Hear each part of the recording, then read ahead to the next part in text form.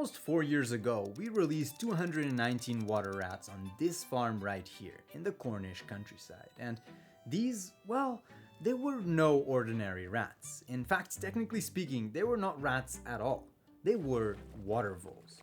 Key riverside engineers, prolific burrowers that change their environment for the benefit of plants and other animals. So when they disappeared from this landscape in the 90s due to habitat loss and the spread of invasive species, these streams became less biodiverse, less healthy, less alive.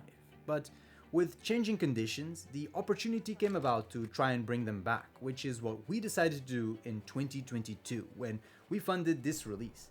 And now that some years have passed, it's time to see whether it was all worth it. So I asked Lily, one of our biologists at our Scottish team, to head down to Cornwall and see what she could find.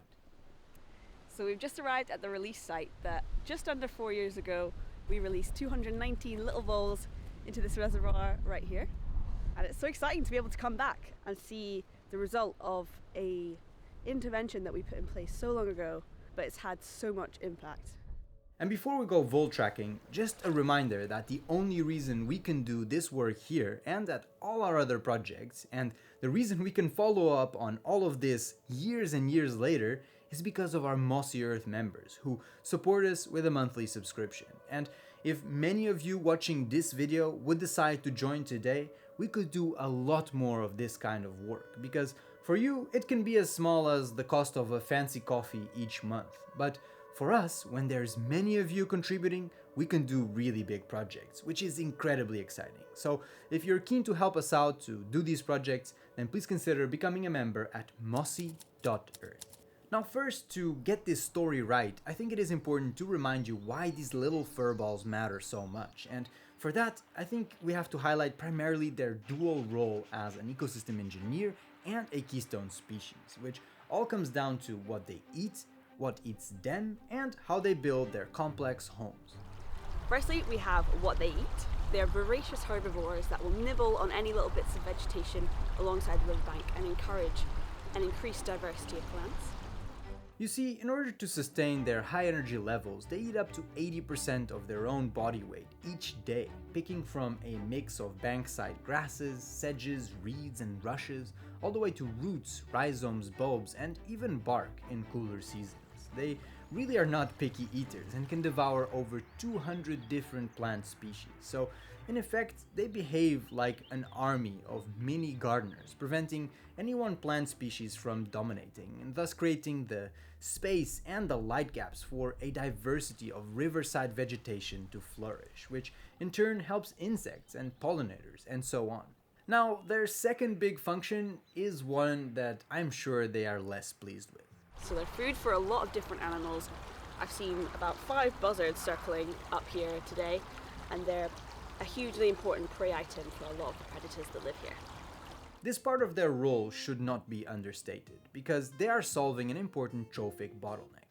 You see, these riverbanks have abundant vegetation, loads of calories and energy, but few animals that actually eat this. So when the water voles convert the abundant but hard to digest vegetation into a bounty of easy to digest mammal meat, this benefits all kinds of predator species, ranging from birds such as owls, kestrels, and herons, to mammals such as foxes, otters, weasels, and stoats, among many others. And then, thirdly, we have the impact that they make on the streams themselves. Water voles build their burrows with lots of entrances and exits, so they have some above ground like this one, some on the side of the riverbank, and some underwater as well. And these form a really complex system that encourages the river to meander more freely, and it often even causes collapses in the riverbank, which again encourages the river to keep meandering and keep flowing in its unique way. Besides shaping the river flow, all of these holes break up the compacted soil into a sponge-like porous system. This allows air in, bringing oxygen deep into the soil, which triggers a microbial boom which turns organic waste into easily accessible nitrogen and phosphorus, essentially natural fertilizer, which creates a lush and healthy riverbank. And because some holes are underwater or on the riverbank, these tunnels also allow for water to come into the shoreline, helping keep the soil moist in the summer and helping reduce the destructive energy of floods in the winter. And as is the case with all prolific burrowing species, their burrows are also used by amphibians, reptiles, insects, and other small mammals. And as I'm sure you'll notice, all of these benefits only arise when there is an abundance of voles, which used to be the case when the UK population stood at around 8 million voles. But due to a combination of urban and agricultural development combined with water pollution and crucially the spread of the invasive mink, the vole population dropped to around 200,000, or about 3% of what it used to be, and in many areas they actually went extinct, such as here, where we have our project. Now, for us to even consider a reintroduction, the conditions needed to be good and the mink needed to be under control, which thankfully has started to become a reality in many places due to effective eradication programs. However, none were undertaken in Cornwall, so the mystery remains as to why the mink disappeared, which is something we were curious to ask David, our partner at Kernow Conservation. There is a theory that otters outcompeted them in the rivers, but then the mink moved more to land. But then polecats have made a comeback as well, and they've outcompeted them from that way, so they've kind of been squeezed. There's no niche for them, really, and that could well be true. But fingers crossed. That's good. Good news then. There's no niche for the mink. No niche for the mink. Excellent. Now, this is just a theory, and David does not let his guard down just because the mink seem to be gone. He keeps on surveying to make sure that they haven't come back. We're not sure if there are mink still around in Cornwall, but we can't find any. But we can't take the risk by not surveying for them. Okay, so now before we go looking for burrows and voles, let's rewind 4 years back to the release. To fund this work, we provided Kernow Conservation with £14,760 to cover the costs of getting the voles from the breeding center and releasing them at Trellsbeck Farm. And when the time came, 135 lucky rodents got a taste of freedom in a new place that used to be an agricultural small holding and had by then been restored for nature with ponds, wet ditches, a river, and wetland habitat. And being one of the first reintroduction projects in this part of the country following the vole's demise, the public showed a keen interest with local communities joining and even national TV crews turning up for the occasion, which was pretty cool stuff. Then, next year, to boost the new population early on, we released another 84 voles, which went swimmingly. But now, the champagne fizz is long gone, and the BBC or ITV will never bother to follow up on this story. But the most important question still remains unanswered. Did we succeed? Let's start with the place where we released the voles, Trellsbeck Farm. We can only release the water voles here at Trellsbeck Farm because the charity that runs it and owns it created this habitat. It was converted from a normal field to this beautiful wetland you see behind me, which is home to all sorts of animals.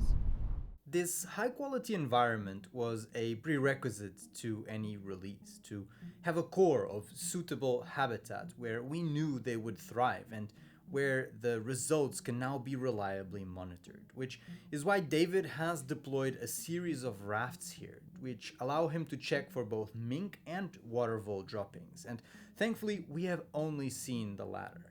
In addition to that, we can also look for the burrows and the latrines of the voles themselves to help us assess how many have actually settled here. Now, to be clear, this is not a population survey. It is more of a ballpark estimate, but it is more than sufficient to determine how things are going, whether the population is growing and spreading, and it's a much more cost-effective way of doing it than doing a full population survey.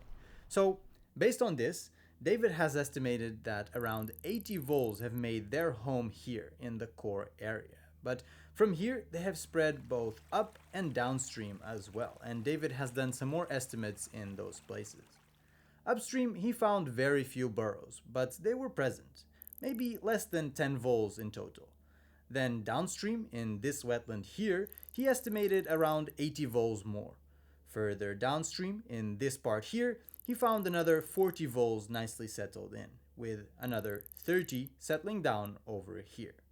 And besides these field signs, we also have the results from the camera traps, which you have been seeing throughout this video. And I think it's always nice to have, because it is really important to see them go about their daily life in these streams, doing what they do best, which is of course munching on some vegetation. But unfortunately for them, and rather fortunately for us, we also caught them providing an easy meal to a predator, which, as we have established, is a really important function that they provide. So it is pretty cool to see. And as time has passed, they have continued to spread further and further, and can now be found quite far from the original release site. So we've come to a site that is a fair distance from the site where we released them, but it's about 5 kilometers downstream. And Dave has seen a lot of vole sign here, so we're going to go and see what we can find. This is just a local amenity area run by a caravan park, and they've got this really lovely stretch of river that is one of the last stretches before it goes tidal. So we've discovered that the water voles have moved down here from the release at Trellersbach. It's, as the crow flies, probably 6 or 7 kilometres, so it's quite a distance. It's taken them I think probably 3 years until they've colonised it properly. There was some signs a while before, but now we're finding that there's breeding burrows in several different areas, so yeah, it's really good news. Fantastic. And why do you think they've stopped here? I don't think they can go too much further because of where it goes tidal, so too much salt water is not good for them, although I think they can live in brackish water, but this is probably the last really good area of good habitat. Yeah, the final frontier of the river.